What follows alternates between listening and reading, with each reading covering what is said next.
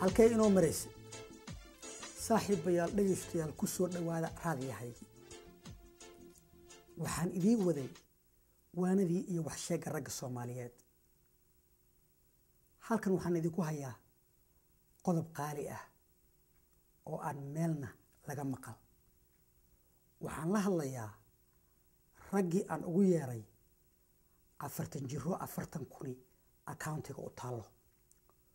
raggaas oo Afrika intay aadaan gabdha yar ka soo guursada rag badan baa qasaaray oo gabdhihii ay dibadaha keeneen ay ka carareen qaar kalena dawladdaaba loo dhiibay marka waxaan anigu ku hayaa simple plan oo ah sidee xeegan loo xigtaa ilkana ay u nabad galaan number 1 advice gabadha aad Afrika ka keenayso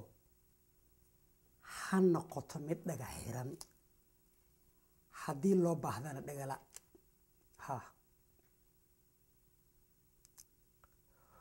waxaad u baahan tahay inaad soo guursato qof haddii Soomaaliya laga soo kaxeeyo Siberia la geeyo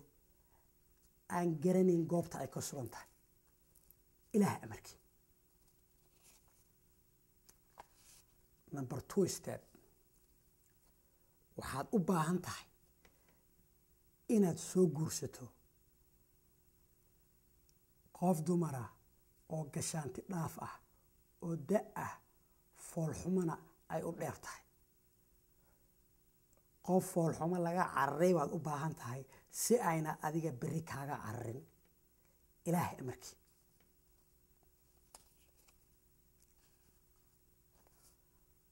waad garatay Soomaa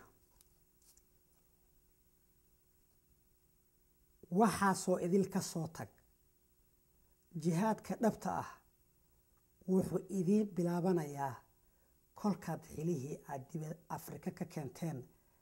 aad dibadda keentaan ee London iyo Minneapolis iyo Toronto aad keentaan dumarkii waxaa imaanaysa maxaa kula gudboon kolkaas waxaad samaysaa saaxiib markay kuu timaado haweeneydu haddaadan horay u tukan jirin salaada bilow waa number 1 midda labaad gurigaaga cable-ka ka jar waxaad u soo reebtaa hal channel oo kuwa caruurta ah haddaa watee waan idinku adkaynayaa opera iyo soap opera midna intaad nooshahayayna arkin waa maqlaysaa soo maaha xaflad iyo aroos midna ha u ogolaan inay aado tacsidii timaadase u kaxee xitaa haddii qofkii geeriyooday ayan waxba idin gelin ilaah amarkii